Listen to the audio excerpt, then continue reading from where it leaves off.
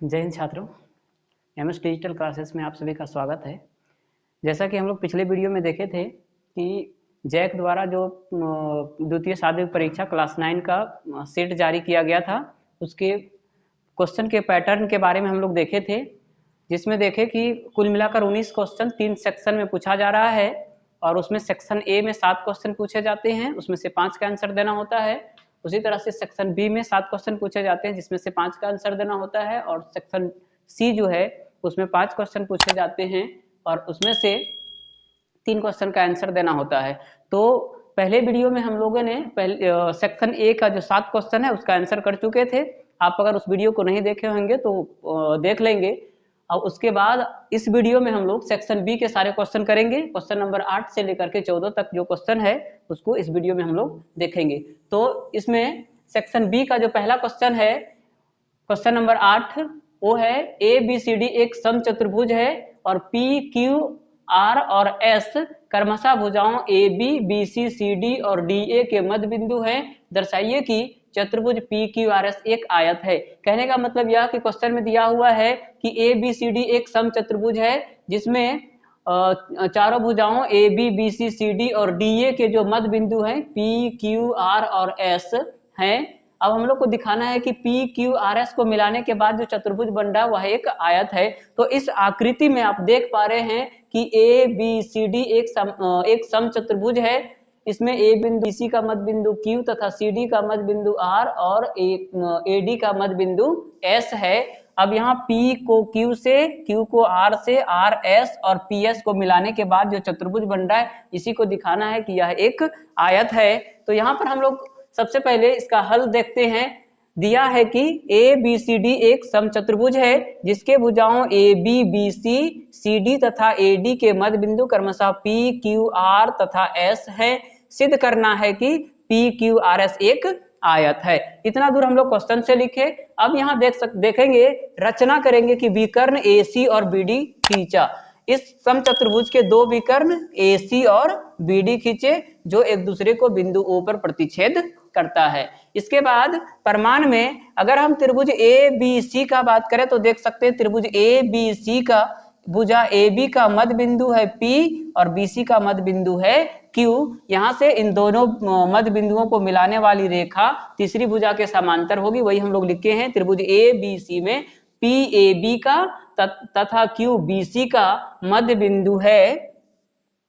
बिंदु है, इसीलिए परमे 8.9 से। अब परमे 8.9 में पढ़े होंगे कि किसी त्रिभुज के दो भुजाओं के मध्य बिंदुओं को मिलाने वाली रेखा तीसरी भुजा के समांतर और लंबाई में उसकी आधी होती है। तो यहाँ हम लोग देख सकते हैं कि PQ जो है, ये जो PQ है AC के समांतर भी है और लंबाई में उससे आधी भी है, इसलिए PQ समांतर AC तथा PQ बराबर हाफ ऑफ AC है। इसको एक समीकरण मान लिए। इसी प्रकार जब त्रिभुज ADC का बात करते हैं, त्रिभुज ADC में हम लोग देख सकते हैं AD का मध्य बिंदु S और CD का मध्य बिंदु R है, इसीलिए SR जो होगा वो AC के समांतर होगा। यहाँ S AD का तथा R CD का मध्य बिंदु है, इसीलिए SR समांतर AC तथा SR बराबर हाफ ऑफ AC। इसको समीकरण 2 मान लिए। अब यहाँ देख सकते हैं समीकरण 1 और समीकरण 2 को अगर कंपेयर किया जाए तो इसका भी हाफ ऑफ AC और इसका भी हाफ ऑफ AC देख सकते हैं। दोनों का RHS जो है बराबर है तो निश्चित रूप से LHS भी बराबर होगा,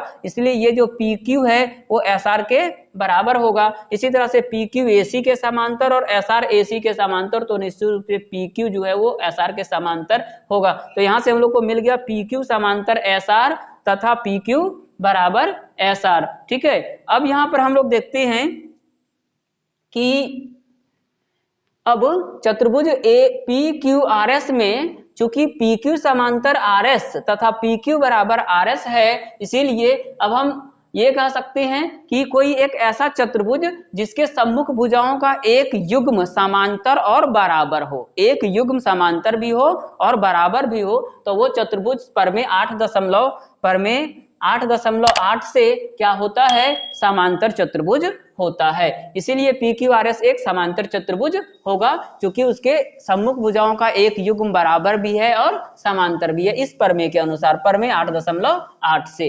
पुनः अब हम लोग देखते हैं चूंकि समचतुर्भुज के विकर्ण जो होते हैं परस्पर समकोण पर समद्विभाजित करते हैं। देख सकते हैं यहाँ पर हम लोग थोड़ा बैक चलते हैं, यहाँ देख सकते हैं ये P A B C D जो है समचतुर्भुज है, तो इसका जो विकर्ण है, इसके जो विकर्ण है ए सी और बी डी दोनों परस्पर समकोण पर समद्विभाजित करते हैं। ठीक है, तो इसी से हम लोग यूज कर रहे हैं कि चूंकि ए बी सी डी एक समांतर चतुर्भुज है और हम जानते हैं कि ये समचतुर्भुज है और हम जानते हैं कि समचतुर्भुज के विकर्ण परस्पर समकोण पर समद्विभाजित करते हैं, इसलिए कोण एम ओ एन बराबर 90 डिग्री। देख सकते हैं यहाँ से कोण एम ओ एन बराबर 90 डिग्री, ये 90 डिग्री होगा। इसके बाद यहां से देखते हैं चूंकि एम भुजा पी क्यू पर तथा एन भुजा क्यू आर पर स्थित है, एम जो है भुजा पी क्यू पर है और एन क्यू आर पर स्थित है, इसलिए एम ओ एन क्यू जो है वो एक समांतर चतुर्भुज होगा। चूंकि पी क्यू आर एस पूरा समांतर चतुर्भुज है,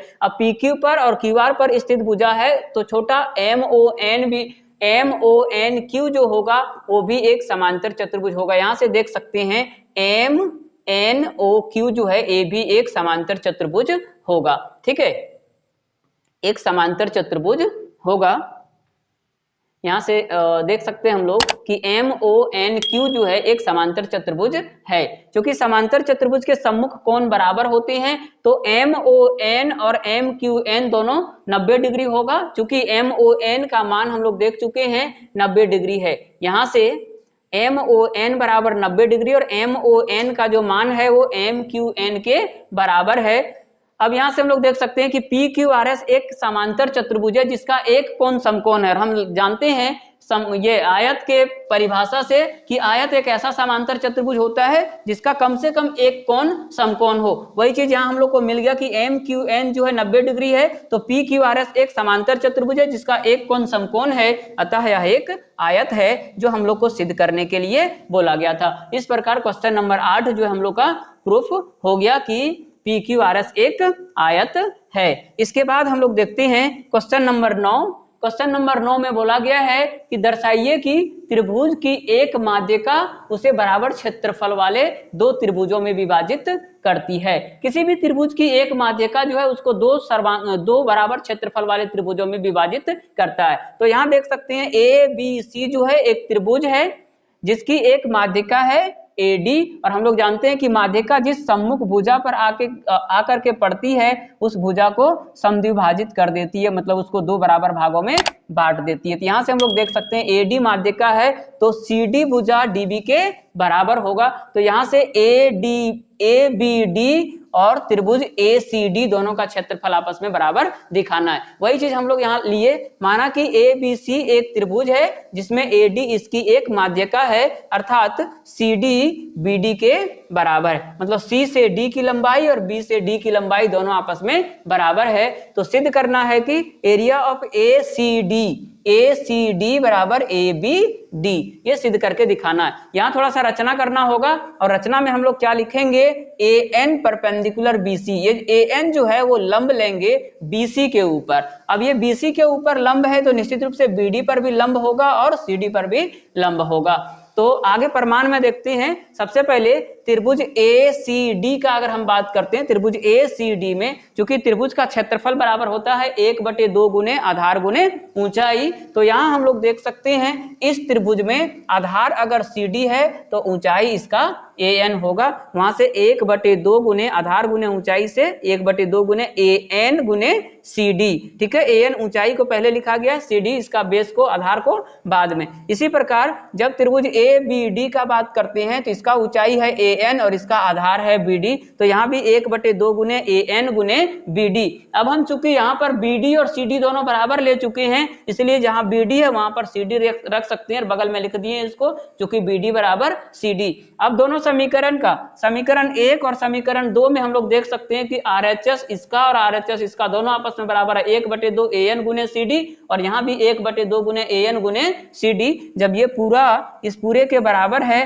तो निश्चित रूप से इसका LHS भी आपस में बराबर होगा, इसीलिए एरिया ऑफ ट्रायंगल ACD बराबर एरिया ऑफ ट्रायंगल ABD। वही समीकरण 1 तथा 2 से एरिया ऑफ ACD बराबर एरिया ऑफ ABD। इस प्रकार ये क्वेश्चन नंबर 9 जो हम लोग का सॉल्व हो गया।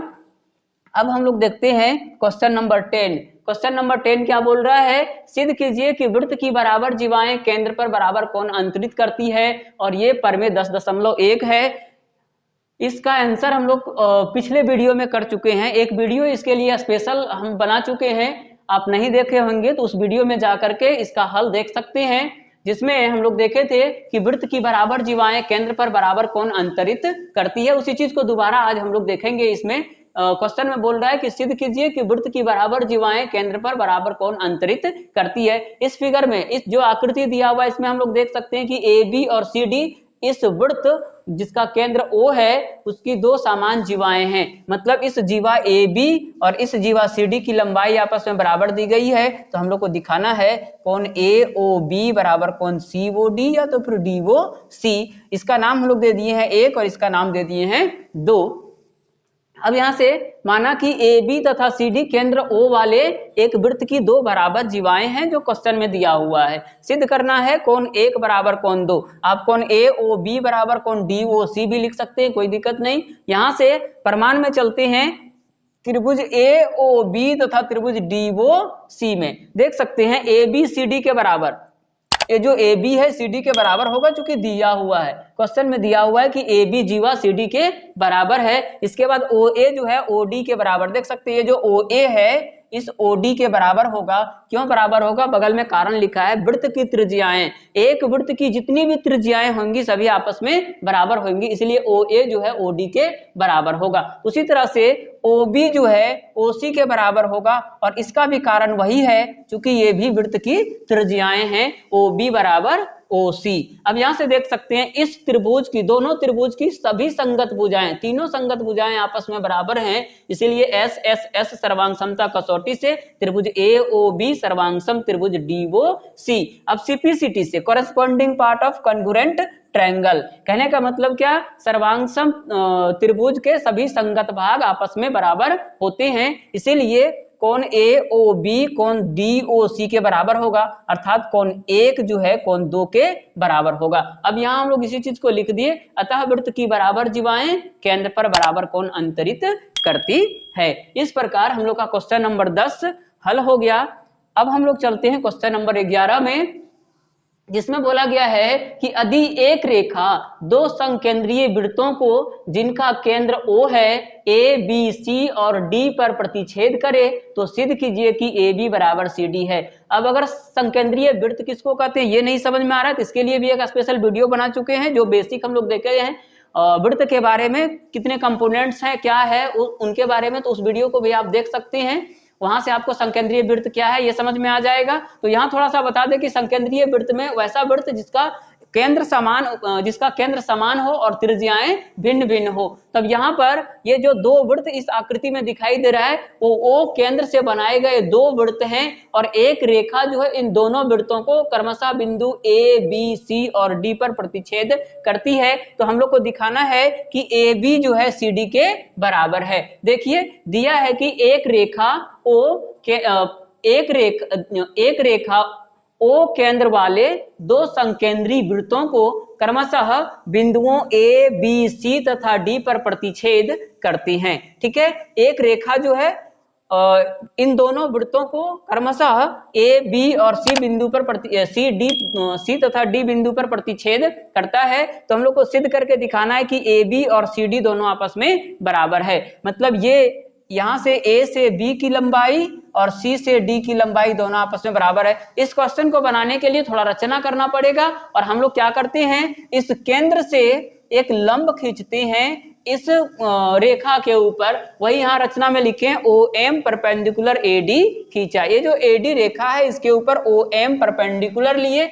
अब प्रमाण में चूंकि OM परपेंडिकुलर BC है तो परमेय 10.3 से एक परमेय है 10.3 में, जिसमें क्या कहा गया है कि अगर यदि किसी जीवा के ऊपर केंद्र से लंब खींचा जाता है तो वो जीवा दो भागों में समद्विभाजित हो जाता है। तो देख सकते हैं जैसे ही OM इसके ऊपर परपेंडिकुलर खींचा जाएगा तो BC दो बराबर भागों में बट जाएगा। वही यहाँ पर हम लोग लिखें कि OM परपेंडिकुलर BC है, इसलिए पर में 10.3 से BM बराबर CM। देख सकते हैं ये दो बराबर भाग में बटेगा, मतलब B से M की लंबाई और C से M की लंबाई दोनों आपस में बराबर होगा। यहाँ इसको समीकरण 1 मान के छोड़ दिए। इसी प्रकार OM परपेंडिकुलर जब AD पर लेंगे, अगर हम AD जीवा मानेंगे तो OM जो है वो AD को भी समद्विभाजित कर देगा, तो A से M की लंबाई और D से M की लंबाई दोनों आपस में बराबर होगा, AM बराबर DM। अब देख सकते हैं AM बराबर DM है और BM बराबर CM है। अगर समीकरण 2 में से समीकरण 1 को घटा दिया जाए, वही यहाँ पर हम लोग लिखे हैं, अब समीकरण 2 में से 1 को घटाने पर तो AM माइनस BM, चूंकि जब भी समीकरण को हम लोग घटाते हैं तो LHS को LHS के साथ और RHS को RHS के साथ, तो इसके LHS से इसके LHS को AM माइनस BM बराबर इसका LHS और फिर इसका LHS DM माइनस CM। अब AM में से BM चला गया, देख सकते हैं यहां से यहां तक पूरा में से ये BM चला जाएगा तो AB बच जाएगा, और यहां से D से M में C से M चला जाएगा तो CD बच जाएगा, जो हम लोग को सिद्ध करना था। इस तरह से क्वेश्चन नंबर 11 भी हम लोग का हल हो गया।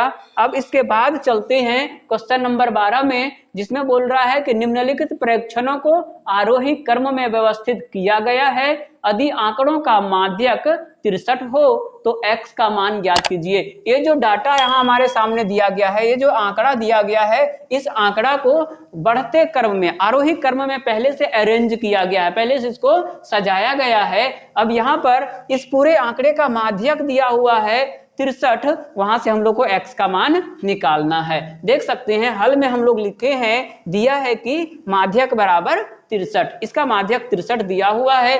अब इसमें कुल मिला के प्रेक्षणों की संख्या जो है 10 है, तो हम लोग n बराबर 10 लिख लिए, इसको गिन करके n बराबर 10। और जब n सम संख्या में होता है तो माध्यक के लिए फॉर्मूला होता है n बटे 2वां पद प्लस n बटे 2 प्लस 1वां पद बटे 2, मतलब n बटे 2वां पद और n बटे 2 प्लस 1वां पद को जोड़ करके 2 से भागा दे देते हैं, उसी पद को सेलेक्ट करते हैं तो हम लोग का माध्यक मिल जाता है। यहाँ से देख सकते हैं माध्यक के जगह 63 रखे, n के जगह पर 10 फिर बटे 2, 10 बटे 2, इसको सॉल्व किए तो 5वां पद, और यहाँ से 5 और 1 6, तो ये आ गया छठा पद या 6वां पद, कुछ भी कह सकते हैं। अब यहाँ से हम लोग सेलेक्ट करते हैं कि 5वां पद क्या है, तो देख सकते हैं 1 2 3 4, 5वां पद मिल रहा है हम लोग को x, तो x रखे, और फिर छठा पद मिल रहा है x प्लस 2, तो यहाँ पर हम लोग x प्लस 2 रखे। फॉर्मूला में बटे 2 है तो नीचे बटे में 2 आया। 63 को इसी तरह छोड़ दिए, x और x को जोड़ दिए तो 2x हो गया और 2x प्लस 2, यहाँ देख सकते हैं 2x प्लस 2 बटे 2। अब ये 2 और 2 दोनों जगह से कॉमन लिए तो अंदर बच जाएगा x प्लस 1, नीचे का 2 और ऊपर का 2 कट जाता है, तो यहाँ बच गया x प्लस 1। 63 बराबर x प्लस 1। अब इस 1 को अगर बराबर के इस पार कर देते हैं तो x यहीं रह जाएगा, 1 प्लस में बराबर के इधर आया तो 63 में से 1 चला गया तो 62 बचा। इस तरह से हम लोग का क्वेश्चन नंबर 12 भी सॉल्व हो गया, जिसका आंसर x का जो निकालने के लिए बोला था वो 62 था। इसके बाद क्वेश्चन नंबर 13 में हम लोग देखेंगे, बोल रहा है क्या कि बीजों के 5 थैलों में से प्रत्येक थैले से 50 बीज अदृक्षया चुनकर उन्हें ऐसी मानकृत अवस्थाओं में रखा गया जो अंकुरन के अनुकूल है। 20 दिन के बाद प्रत्येक संग्रह में अंकुरित हुए बीजों की संख्या गिनकर नीचे दर्शाए अनुसार एक सारणी में लिखी गई। थैला दिया हुआ है और अंकुरित बीजों की संख्या दिया हुआ है। एक पहला थैला में 40 बीज अंकुरित हुआ, दूसरा थैला में 48, तीसरा थैला में 42, चौथा में 39 और पांचवा में 41 बीज जो है अंकुरित हुआ। तो निम्नलिखित बीजों के अंकुरन की प्रायिकता ज्ञात करना है। देख सकते हैं एक थैले में 40 से अधिक बीज, यहाँ से हम चेक कर सकते हैं कि कितने ऐसे थैले हैं जिसमें 40 से अधिक बीज जो है अंकुरित हुआ। तो पहला थैला में 40 है, 40 से अधिक तो है नहीं, यहाँ देख सकते हैं दूसरे में 48 है मतलब 40 से ज्यादा है, तीसरे में भी 42 है तो 40 से ज्यादा है, चौथे में 39 है मतलब 40 से कम है, और पांचवे में 41 है मतलब 40 से ज्यादा है। तो 40 से ज्यादा किस में है, 1 2 3, तो 3 ऐसा थैला है जिसमें 40 से अधिक है, तो ये हो जाएगा अनुकूल परिणामों की संख्या। तो सबसे पहले कुल थैलों की संख्या कितनी है, 5, 5 थैले कुल मिला के हैं, इसीलिए कुल थैलों की संख्या 5, मतलब ये हो जाएगा कुल परिणामों की संख्या NS बराबर 5। अब एक थैले में 40 से अधिक बीज के लिए जो अनुकूल परिणामों की संख्या होगी वो 1, 2 और 3, तो उसी को Ne बराबर हम लोग लिखे 3। अब इसकी प्रायिकता निकालनी है। हम लोग जानते हैं कि प्रायिकता Pe बराबर Ne बटे NS होता है, तो Ne के जगह पर 3 था और NS के जगह पर 5, तो इसका आंसर हो जाएगा 3 बटे 5। इसी तरह से एक थैले में 49 बीज के लिए देख सकते हैं, इसमें कहीं भी कोई थैला में 49 बीज अंकुरित नहीं हुआ, तो उसके लिए अनुकूल परिणामों की संख्या, चूंकि यहाँ कोई अनुकूल परिणाम नहीं है इसीलिए उसके लिए हम लोग क्या यूज करेंगे, 0 यूज करेंगे। अब यहां से देख सकते हैं इसकी प्रायिकता P बराबर Ne बटे NS, NS तो सभी के लिए 5 ही होगा, तो Ne बटे NS 0 बटे 5, और 0 बटे 5 को हम लोग क्या लिख सकते हैं, 0 लिख सकते हैं। मतलब ये कह सकते हैं कि 49 बीज के लिए कोई प्रायिकता नहीं होगा। इसके बाद तीसरा नंबर में बोल रहा है एक थैले में 35 से अधिक बीज। देख सकते हैं कितने ऐसे थैले हैं जिसमें 35 से अधिक बीज है। इसमें 40 है, ये भी 35 से ज्यादा, इसमें 48 है, ये भी 35 से ज्यादा, इसमें 42 है, ये भी 35 से ज्यादा, इसमें 39 है, ये भी 35 से ज्यादा, और इसमें 41 है, ये भी 35 से ज्यादा। तो देख सकते हैं जितने भी सभी 5 थैले हैं, पांचों थैले में 35 से ज्यादा बीज अंकुरित हुआ है, तो इसीलिए इसके लिए जो अनुकूल परिणामों की संख्या Ne बराबर होगा, Ne बराबर जो अनुकूल परिणामों की संख्या होगा वो हो जाएगा 5। Ne बराबर 5। इसकी प्रायिकता P बराबर Ne बटे NS, यहाँ देख सकते हैं Ne भी 5 है और NS भी 5 है, मतलब एक प्रकार का ये निश्चित प्रायिकता है, निश्चित परिणाम है, इसीलिए इसका जो प्रायिकता होगा वो क्या आएगा, 1 के बराबर आएगा। 5 में से 5 कट गया तो 1 बचा। इस तरह से क्वेश्चन नंबर 13 भी हम लोग का हल हो गया।